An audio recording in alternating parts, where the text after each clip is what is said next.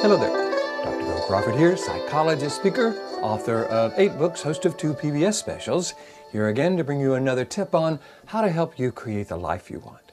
Specifically, how to use my life from the top of the mind philosophy to bring more clarity, confidence, creativity into everything you do. Today I want to talk specifically to parents, people who deal with kids, about how to help kids self-regulate. You know, if you're a parent or if you've had anything to do with kids, you've probably had the experience of kind of the meltdown. You know, kids just get so irrational, they get so upset, and you try to reason with them and they just get worse, and you tell them something and they don't hear it. And so one of the things I always like to do is give parents as many tips as possible about how to help kids self-regulate so that you're not having to kind of manage the meltdown, so to speak. Now, here's something really, really important. The worst time to do this is while they're having a meltdown. And here's why. For those of you who follow my life from the top of the mind philosophy, you know we got these 3 parts of the brain. Lower part of the brain is called the brainstem. This is the fight or flight part. Upper 80% of the brain is what I call the top of the mind. This is the neocortex. This is where we and our kids have access to our clarity, confidence, creativity, compassion, etc. Middle brain is the limbic system. It's kind of the scanner, processor, router part of the brain. It determines whether data is thrown down into the lower brain or up to the top of the mind. So when a kid is having a meltdown, there's something that has happened that has really frustrated them or angered them or whatever, and their little brains aren't quite as developed as ours. Really, the executive function of the brain, these frontal lobes, won't be fully developed until around age 25. That doesn't mean that young adults can't make good decisions. It just means it's a little bit harder for them. I call it kind of working with one brain tied behind us. Little kids, it's almost impossible because when something happens and it frustrates them or it angers them, they just immediately go to that lower brain. And then when we try to tell them they shouldn't feel that way, or that try to explain to them why they shouldn't feel that way or whatever, they can't get it because they're not in the part of the brain that can process data. What they hear is, you're wrong, or you shouldn't be feeling the way you feel. And of course, what do? They just kind of start defending their right to feel or how they think and feel. So at that point, you basically just want to hold them and let them calm down. They will pretty quickly and eventually kind of be able to go on their way. Kids are pretty good at recovering from that kind of thing if we don't exacerbate the situation by telling them they shouldn't feel what they're feeling. What you want to do, if you really want to help your kids self-regulate, is catch them right after they've done something that just was a lot of fun. See, I talk about in my book the concept of highest purpose. What's the most important thing in our life? And for kids, I believe their highest purpose is to have fun. They wake up in the morning saying, man, how can I have fun? And sometimes they get frustrated when we get in the way of them having fun.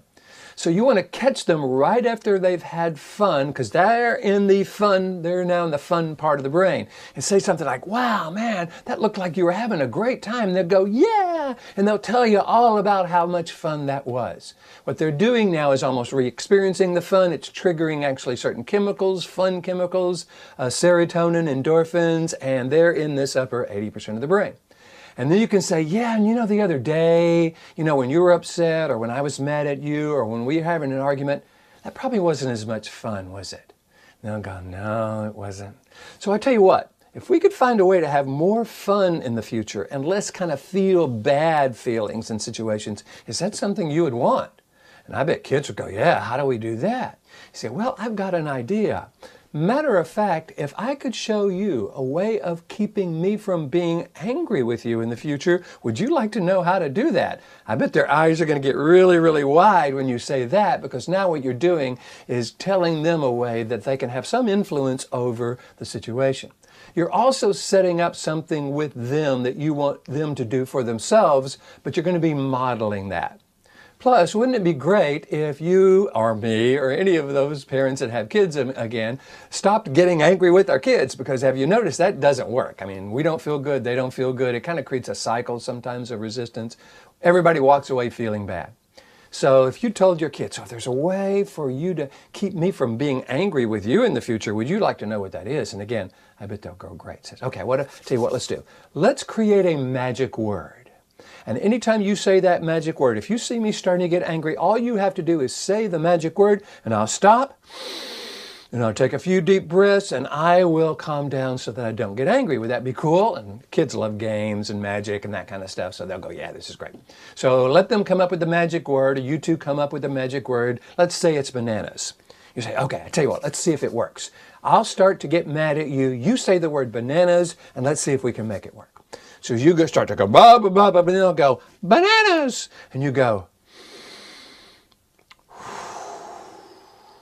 okay. And then you say, how'd I do? The kids go, oh, you did great. You were so good. I said, okay, let's figure out a magic word for you because I know you don't like feeling bad. What would you like your magic word to be? And they'll come up with a magic word. Let's assume they say muskrat.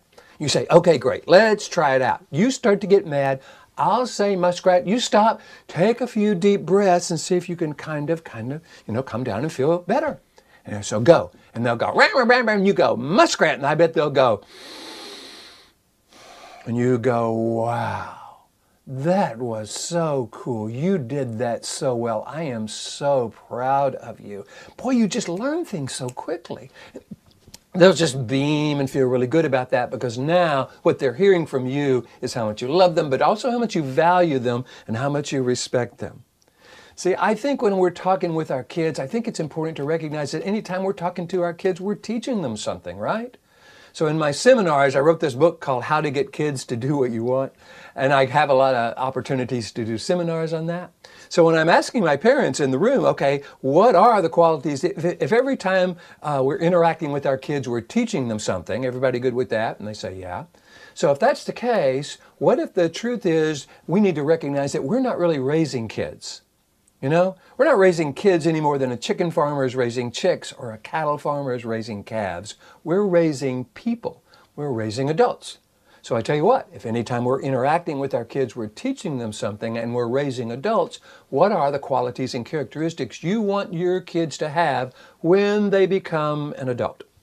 And they will say responsible and confident and kind and productive and resilient and empathetic and all good stuff.